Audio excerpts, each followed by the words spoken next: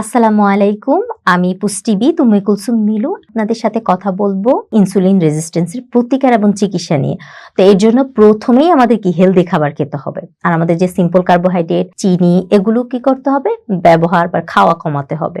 অতিরিক্ত চিনি এবং সিম্পল যে কার্ব সেগুলো খেলে ইনসুলিন ঠিকমতো কাজ করতে পারে না এবং রক্তের যে সুগারের মাত্রা সেটা কিন্তু বেড়ে যায়। তো এই সময়টাতে আমরা কার্বোহাইড্রেট বা এগুলোর পরিবর্তে খাদ্য তালিকায় যে জিনিসটা রাখতে পারি সেটা হচ্ছে স্বাস্থ্যকর ফ্যাট এবং প্রোটিন সমৃদ্ধ খাবার, যেমন নারিকেল তেল, অলিভ অয়েল, ঘি, চিয়া সিড, বাদাম, কুমড়ো বীজ, সূর্যমুখী বীজ, তিল, পিনাট বাটার, ডিমের কুসুম, মানে বাদাম বীজ জাতীয় খাবার। এগুলো কিন্তু আবার টেস্টোস্টেরন বাড়াতেও হেল্প করে। এগুলোও আপনার ইনসুলিনের জন্য ভালো কাজ করে। হজম এবং অন্ত্রের যে স্বাস্থ্য সেটা ভালো রাখতে আপনি অ্যাপেল সিডার ভিনেগারও নিতে পারেন। স্ট্রেস ম্যানেজমেন্টটা এই সময় খুব জরুরি, কারণ ইনসুলিন রেজিস্ট্যান্স এটা খুব বেশি বাড়িয়ে ফেলে স্ট্রেসটা। এছাড়া ভালো ঘুম, অর্থাৎ 7 থেকে 8 ঘন্টা আপনার শরীরকে বিশ্রাম দিতে হবে।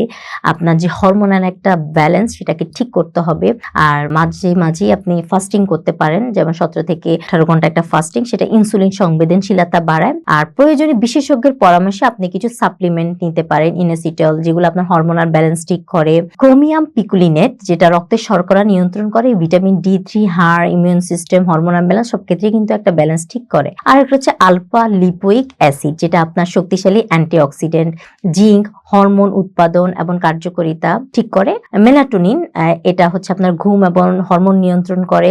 আর হচ্ছে সিনামন, যেটা কিনা আপনার রক্ত গ্লুকোজ এগুলো নিয়ন্ত্রণ করে। কড লিভার, এগুলো হচ্ছে আপনার ভিটামিন A, D, ওমেগা 3 এগুলার সাপোর্টটা আপনাকে দিয়ে থাকে। তো এই নিয়মিত যে জীবনধারা এবং যত্নগুলো যদি আপনি মেনে চলেন, ধীরে ধীরে কিন্তু আপনার ইনসুলিন রেজিস্ট্যান্স কমে যাবে। আর যদি আগে থেকেই ডায়াবেটিস থাকে, এটা যদি আপনি নিয়ন্ত্রণ করতে পারেন, তাহলে কিন্তু ডায়াবেটিস এবং অন্যান্য যে সমস্যাগুলো আছে সেগুলাতেও ধীরে ধীরে একটা ভালো উন্নতি দেখতে পাবেন। তো সাধারণত 2-3 মাসের মধ্যেই আপনি একটা ভালো ফলাফল চোখে পড়বে যদি আপনি এই নিয়মগুলো মেনে চলেন। আজকে এই পর্যন্তই।